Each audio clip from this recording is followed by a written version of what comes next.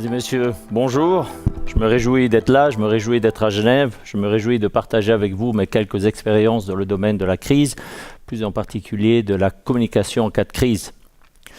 Mes expériences, vous savez que l'armée a traversé deux accidents dramatiques, c'était la Kander et la Jungfrau. À travers ces deux moments dramatiques, nous avons construit au sein de l'armée, et vous allez peut-être vous étonner qu'on ne l'ait pas eu avant, une cellule de crise spécifique. Donc j'aimerais, dès le début, bien séparer les choses. Lorsque nous conduisons l'opération Alpha Echo 18, pour ceux qui ne connaissent pas cet appellatif, il s'agit du VEF à Davos, nous avons une cellule d'opération. Elle conduit l'opération. C'est de l'opérationnel pur. Si un hélicoptère rempli de policiers suisses et allemands et peut-être d'autres nationalités tombait pendant le VEF, on aurait la cellule des opérations qui continue l'opération et on aurait une cellule de crise spécifique, nom de code Arabella, qui serait mise sur pied pour s'occuper du problème spécifique de cet hélicoptère qui est tombé et de tous les dommages collatéraux qui sont liés à cela. Donc on voit qu'il y a bien une séparation entre ces deux éléments. C'est pour ça que je le précise dès le début. Quelles sont les crises que nous avons traversées? J'ai été 5 ans chef des opérations à l'état-major de conduite. Pendant ces 5 ans, toutes les crises ou toutes les fois où nous avons activé ce fameux code Arabella, c'était pour des problèmes liés à des chutes d'aéronefs. Un FA-18 qui est tombé en France, qui a creusé un trou de 15 mètres, des avions de la patrouille suisse qui se sont touchés en Hollande, un FA-18 qui a percuté la région de Soesten et ensuite un Super Puma qui a touché un câble électrique dans le secteur du Gothard. Chaque fois, le chef de l'armée, et ça c'est important, le chef de l'armée a déclenché le code Arabella, c'est-à-dire que la cellule de crise est entrée en fonction. Donc ça signifie quoi? Ça signifie que cette cellule de crise entre en jeu lorsque l'organisation armée pourrait subir des dommages collatéraux qui sont liés à toutes sortes de problématiques. Un avion qui tombe touche d'abord l'avion, le lieu, très vite le pilote, et ensuite ça dégénère. Ensuite ça va dans l'instruction, sont-ils assez instruits? Sont-ils assez mis en service? Est-ce que les contrôles ont été faits régulièrement? Est-ce que le commandant des forces aériennes est capable de conduire les forces aériennes? Est-ce qu'un nouvel avion de combat fait sens si on n'est pas foutu de faire voler ces FA-18?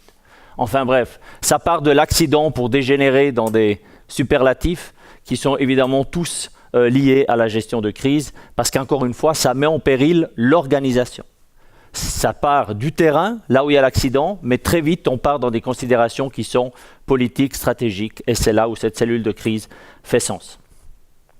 Donc déjà, en prélude et en début, deux petits principes importants. La communication doit être dirigée et contrôlée. Dirigée et contrôlée. C'est quelque chose qu'on doit avoir dans nos mains. C'est comme une partie d'échecs. Il faut alimenter la communication pour que les gens des médias puissent faire leur job. Et il faut d'un autre côté assurer par des moments réguliers, annoncer préalablement quand c'est le prochain point presse, quand c'est la prochaine communication. Ne vous laissez pas embarquer par des questions ou des moments qui ne sont pas prévus dans votre gestion de la crise.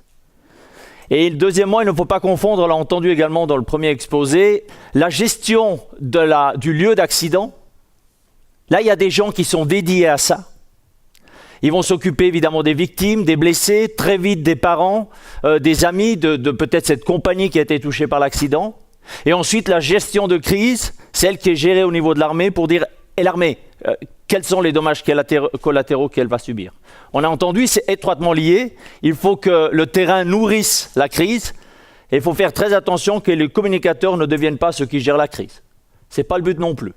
Mais souvent, il y a une telle pression de la part des gens de la com qui n'arrêtent pas de poser des questions. Combien de morts? Qui sont? Quel canton? Etc. Et d'un autre côté, sur le terrain, on a le juge d'instruction qui nous dit « je ne vous donne pas l'info, on ne sait pas, etc. » Donc il faut gérer cet équilibre entre ces différentes émotions. L'une regarde environ 20 mètres devant, c'est celle qui est dans le terrain, et l'autre, celle qui est en haut, celle qui est à Berne, regarde des kilomètres en avance. Donc ce que j'aimerais, c'est à travers cet exposé vous donner quelques clés, peut-être une sorte de checklist qui vous permettent ensuite de reporter cela. Encore un élément en préambule, restons humbles. Dans la crise, il faut être humble. Il y a des organisations qui sont des top organisations avec des gens brillants qui n'ont pas su gérer la crise.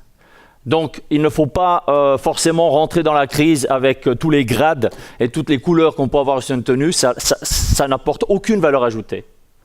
Au contraire, rester humble, mais on l'a entendu, j'y reviendrai, se préparer. Se préparer aujourd'hui. Se mettre sous pression aujourd'hui, comme pour une compétition. L'entraînement doit être plus dur que le jour de la compétition.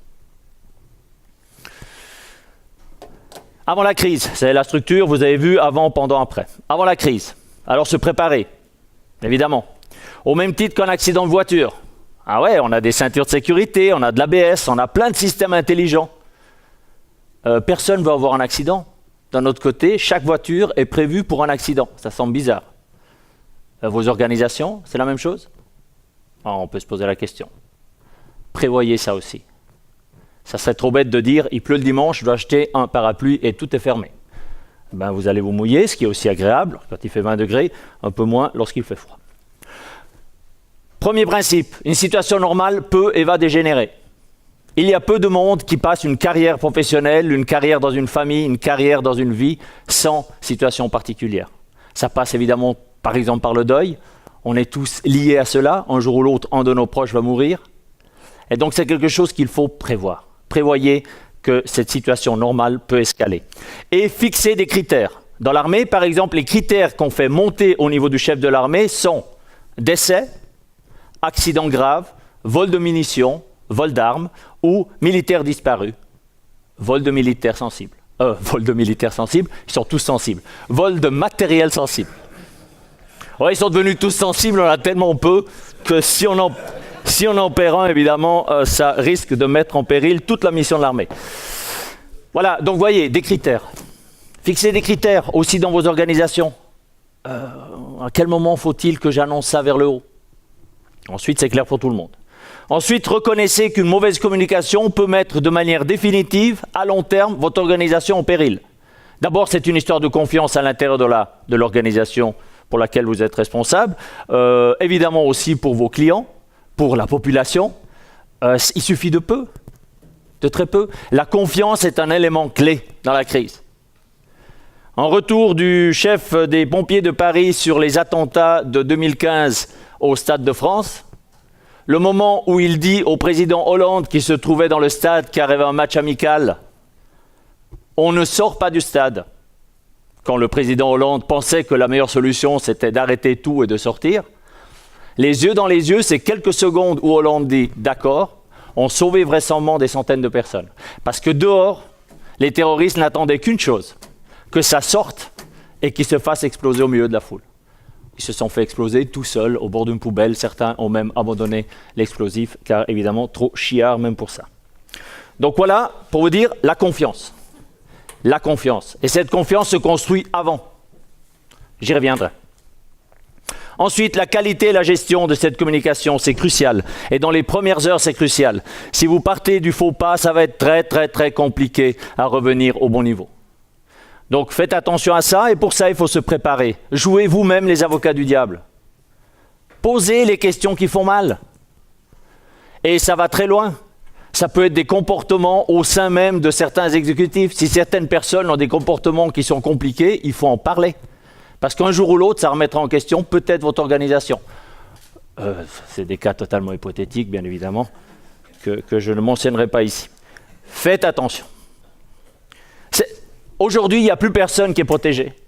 Même l'armée, la grande muette, elle est souvent, parfois à tort évidemment, mais parfois à raison, prise à partie. Donc, faisons attention, préparez-vous à ça.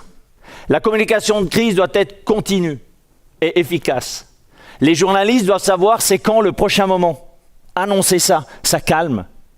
Et ça vous évite évidemment que tout le monde vienne chez vous pour vous poser des questions. Donc, encore une fois, conduire. Mais pour ça, il faut intégrer les communicateurs. Et il faut les intégrer aujourd'hui. Lorsque vous avez des comités de direction, la com, elle ne doit pas être dehors. La com, elle doit sentir vos décisions. Elle doit sentir votre comportement. Elle doit sentir comment vous fonctionnez. Parce que c'est seulement comme ça qu'elle pourra vous aider ensuite. Si vous les mettez toujours dehors parce qu'on a peur qu'ils vont communiquer quelque chose, confiance de nouveau, ça ne va pas jouer. Ces gens-là doivent être là, ces gens-là doivent vous accompagner, ces gens-là, la communication, doivent vous aider, également, évidemment, en situation de beau temps. Ensuite, il faut anticiper. On a entendu ce mot assez souvent, anticiper. Pour ça, il faut être intéressé aux nuages. Il faut regarder un peu le ciel. Ça ne sert à rien de se réveiller le matin en disant il pleut. Ouais, en principe, actuellement en Suisse, on a des prévisions météo qui sont relativement honnêtes.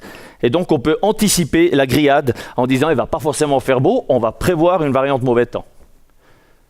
Sinon, la fête sera évidemment un peu moins intéressante. Regarder le ciel, ça signifie aussi mettre des règles.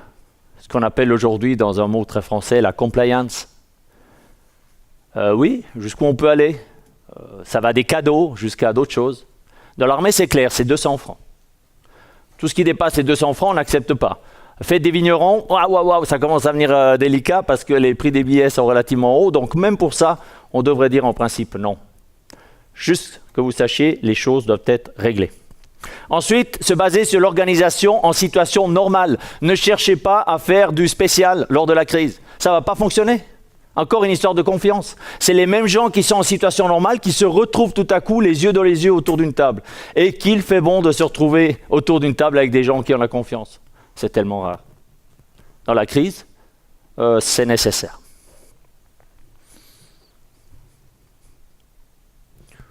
Les principes. Alors, quels sont les objectifs qu'on doit se fixer? Le premier, c'est communiquer rapidement. Rapidement. N'attendez pas, rapide. Lorsque je dis rapide, c'est dans l'heure qui suit, demi-heure, 1 heure, il faut être là. Premier communiqué de presse. Donc, se préparer. Ne définissez pas de nouveaux canevas pour la crise. Préparez-les avant. Ensuite, vous mettez que les contenus. C'est standard, ça rassure, ça focalise ensuite sur la ligne de communication. Le personnel qui gère la crise doit être évidemment rapidement sur place. Et une chose importante, j'ai parlé de la confiance, les gens qui gèrent la crise. Alors, ce n'est pas les décideurs. Hein. Si vous êtes dans des exécutifs, ce n'est pas vous qui allez devoir gérer la crise. Vous avez des gens qui sont dédiés pour ça. Ces gens-là, vous devez les nommer vous-même. Vous devez décider qui gérera la crise. Ce n'est pas le hasard de la crise qui dit « Tiens, Monsieur Drault, vous êtes là, gérez-moi cette crise. » Ça n'a pas fonctionné. Hein.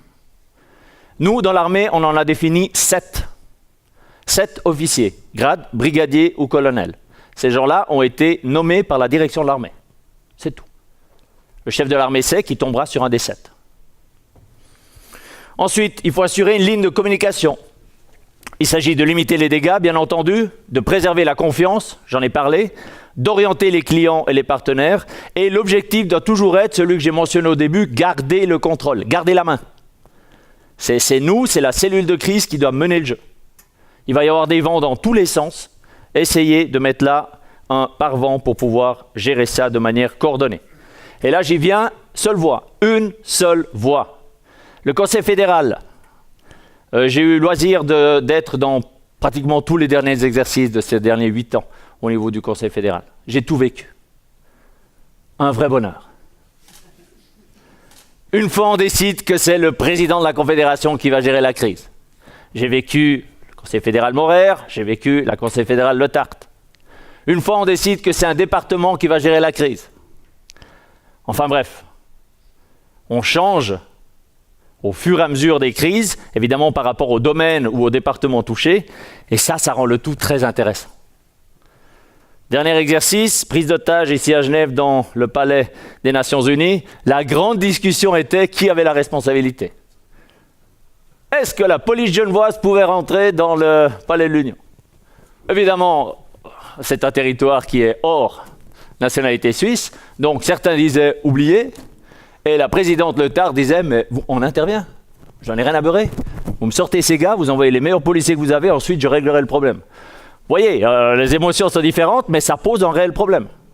Qui gère la crise? Et ça, il faut le faire dans les exercices. Il ne faut pas attendre qu'on ait une prise d'otage quelque part pour dire « Ouh, maintenant, comment on va s'en sortir ?» Ensuite, diffusion proactive. C'est important, mais il faut qu'elle soit rapide, je l'ai dit, mais alors rapide, c'est souvent pas lié à ce qui est exact et factuel. Faites en sorte que ça soit exact et factuel, même si vous êtes rapide. Donc ne parlez pas de 10 morts s'il y en a 12. Ne parlez pas de nationalités qui ne sont pas touchées par la crise, etc., etc. Parce que ça va vous poser beaucoup de problèmes ensuite. De crédibilité, bien sûr, mais aussi peut-être encore plus grave vis-à-vis de la relation avec les gens touchés. Donc il faut démontrer la capacité d'action en communiquant rapidement, de manière adéquate. Attention au public cible, hein.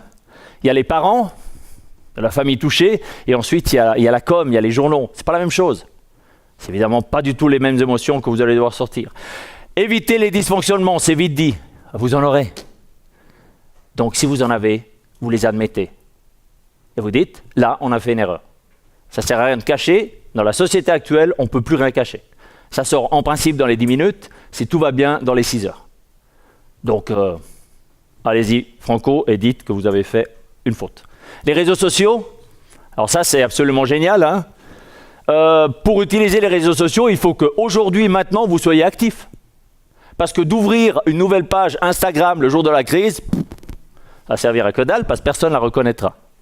Donc vous devez aujourd'hui commencer à le faire, aujourd'hui commencer à l'utiliser, et aujourd'hui montrer que vous êtes actif là-dessus. Ensuite, lorsqu'il y a une crise, les gens, la population concernée, ira sur ces sites parce qu'ils seront informés, et ils auront le bon lien. Allez également sur les réseaux sociaux pour chercher l'info. C'est incroyable de voir que les dernières crises qu'on a eues dans le monde, la plupart des faits qui ont été ressortis sont également sur ces réseaux sociaux. De nouveau Paris. Lorsqu'il y a eu les attaques du Bataclan, la police de Paris a été submergée d'appels. Ils ont fait quoi? Très rapidement, ils ont changé leur message. Lorsque vous appelez, il y a un message standard.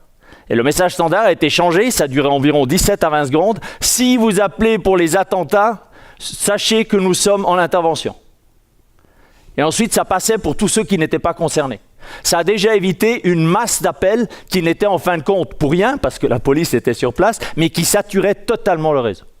Ça, c'est des mesures également auxquelles il faut penser dans la communication, de sorte de soulager, recréer des réserves, donner de la liberté de manœuvre. C'est très important. Très vite, vous serez saturé. Ensuite, il faut diminuer la pression sur les décideurs. D'abord, c'est eux qui vont devant, c'est eux qui parlent, c'est eux qui s'expriment. Ce n'est pas un porte-parole. Oui, vous l'utilisez, mais ce n'est pas lui qui amène les informations importantes. Si vous avez une responsabilité, vous la portez jusqu'au bout. Jusqu'à aujourd'hui, le chef de l'armée n'a jamais été mis en avant, à part pour la Jungfrau, commandant de corps Kekes. Pour tous les autres accidents que j'ai mentionnés, c'est toujours le commandant des forces aériennes qui a été mis sur le devant de la scène. Parce qu'on a pensé que c'était le niveau suffisant. Jusqu'à présent, ça a été. Il a été vachement sous pression, vous le savez. Mais malgré tout, c'était, je pense, ce bon niveau. Ensuite, le dernier point, il s'agit évidemment de décider avant qui sera ou qui seront les gens qui seront sur le devant de la scène. Et ces gens-là, il faut les entraîner. Il faut les habituer à cela. Il faut les mettre sous pression dans la gestion de crise, mais il faut aussi mettre sous pression pour ce qui est la communication. Il faut faire des exercices comme avec eux. Radio et TV, ce n'est pas du tout la même chose. À la radio, on peut cacher certaines émotions du visage et des mains. Lorsque vous êtes à la télé, ça passe de manière instantanée. Et il suffit de très peu. Une mimique sur la première phrase qui dit « J'aimerais commencer par porter mes plus sincères condoléances, etc. etc. » Il suffit d'une mimique, une expression qui fait que ce message passe seulement à 20%. Et on se dit « Ouais, le gars, il en a rien à foutre, en fait. » C'est dramatique. Mais ça, c'est quelque chose qui se prépare. Sans être dans le théâtral, parce qu'il faut rester évidemment tel que l'on est. Pendant la crise, l'objectif doit être toujours le même. Et dans cet ordre, il faut la contrôler, il faut la juguler et il faut la surmonter. La durée de la crise, on a vu au CICR, on a parlé de mois, peut-être même d'années. Chez nous, ce qu'on a vécu, c'est toujours très court. Je pars de l'idée que chez vous, c'est quelque chose d'assez bref, très intense. C'est du 7-24. Donc prévoyez toujours 3 personnes par fonction, hein, sinon vos gars ils vont dormir très peu et quelque part commencer à batailler. Donc faites attention, les seuls qu'il faut préserver, c'est évidemment ces fameux décideurs. Eux, il faut leur laisser des plages de récupération. Donc faites attention à cette préparation et également que le personnel soit dédié, préparé pour tenir. Nous, on a géré ça sur quelques jours, maximum 1-2 semaines. Je reviendrai sur le fait de passer assez vite ensuite la crise de nouveau au bon niveau pour ressoulager le système. Ensuite, faites attention à la responsabilité des chefs. Je l'ai dit, je l'ai mentionné déjà, c'est au plus haut degré de priorité. Il faut être transparent, il faut contrôler les contenus. Hein. Alors, confiance, ouais, c'était le début de mon introduction, mais on contrôle. On contrôle. Si c'est vous qui êtes sur le devant de la scène, si c'est vous qui devez aller parler à la radio et ou à la télé, contrôler les contenus. À la fin, ça sera facile de dire, oui, la com ou Dieu sait qui m'a préparé un truc qui était faux. À la fin, c'est quand même vous. Donc prenez quand même ces quelques minutes pour contrôler. Soyez simple, soyez bref, ne compliquez pas les choses et n'apportez pas la discussion là où vous ne voulez pas l'amener. Donc ne répondez pas à des questions qui n'ont pas été posées, croyant bien faire. Oubliez. C'est souvent là où ensuite on part dans un chemin qu'on n'avait même pas imaginé et qui ouvre une deuxième crise. Faire connaître le rythme, je l'ai dit, faites connaître le rythme de l'information. Environ tous les 3 heures, alors il y a un communiqué d'abord, ensuite il y a peut-être une conférence de presse, ensuite etc. etc. Sur les lieux même du drame et ou dans vos différentes organisations, il faut garder la main. Clair, simple, compréhensible. Attention aux langues, hein. En tout cas en ce qui nous concerne, on a toujours ce problème de pouvoir gérer ça dans les différentes langues nationales. Les porte-paroles, très important évidemment, mais ils ont un rôle qui est clair. Ce n'est pas eux qui sont sur le devant de la scène pour apporter les messages qui mettent en question l'organisation, encore une fois. Dans ce cas-là, c'est le décideur, commandant des forces aériennes par exemple. Alors eux, ils expriment leurs condoléances, ils assument la responsabilité envers les collègues, ils orientent évidemment sur le rythme, c'est eux qui vont faire ça, et ils essayent de ramener le calme. Faites attention également, les porte-paroles, il y a des portées symboliques. Vous vous rappelez peut-être Madame Trump, avec un petit vêtement Zara bon marché, qui a été voir certains réfugiés du Mexique, et ça a porté évidemment à discussion. Quelle était la signification de ces quelques mots derrière sa tenue? Faites attention à ça également. Il faut structurer la communication de crise, bien évidemment. Il faut composer avec la certitude. Le no comment est à proscrire. Ça ne sert plus à rien, ça, le no comment. Donc si vous ne pouvez pas donner de réponse, expliquez pourquoi. Par exemple, le nombre de victimes, etc. Hein, c'est clair. Résister à la pression. Pas d'opinion personnelle. Ne pas citer nommément les morts et les blessés. C'est important. Et ne pas donner d'informations officieuses. Par exemple, nous, on évite également de donner quels sont les lieux, les hôpitaux sur lesquels on va les amener. Parce que la presse va aller là-bas. Donc ce qu'on fait, c'est avec les parents, bien sûr, la police militaire. Ensuite, on ferme le secteur et on évite que la presse puisse aller sur ces lieux. Et assurer, dès le début de la crise, des mesures d'urgence. Donc, vous avez préparé déjà les premiers communiqués. Vous avez déjà un rythme de délai pour la communication. Vous savez à peu près où vous voulez aller. Et ne vous laissez pas embarquer dans la tempête. Après la crise, on a entendu certains éléments. Évidemment, ils sont les mêmes. Il faut le plus vite possible remettre la gestion de la crise à l'organisation touchée. C'est important, d'abord pour la confiance et deuxièmement pour libérer de nouveau de la liberté de manœuvre. Ça s'entraîne, ça se prépare, il y a des standards. C'est pas tu reprends. C'est quelque chose qui se fait dans le Canva. Ensuite, il faut garantir le suivi des dossiers ouverts. Il y a des familles qui ont été touchées. On ne peut pas simplement fermer la cellule, rentrer à la maison. Toutes les personnes touchées doivent avoir les personnes de contact et pouvoir avoir un suivi. Les informations doivent être données. Si on a perdu un FA-18, peut-être quelques semaines, quelques mois après, on parle de l'enquête, on parle des résultats de l'enquête. C'est important. Sinon, encore une fois, on va se faire embarquer dans une nouvelle crise. Pourquoi vous ne nous avez pas informés? Ensuite, il faut assurer un débriefing, c'est important. Ces débriefings, il faut les faire. Ces débriefings, il faut les structurer. Ces débriefings, il faut les jouer.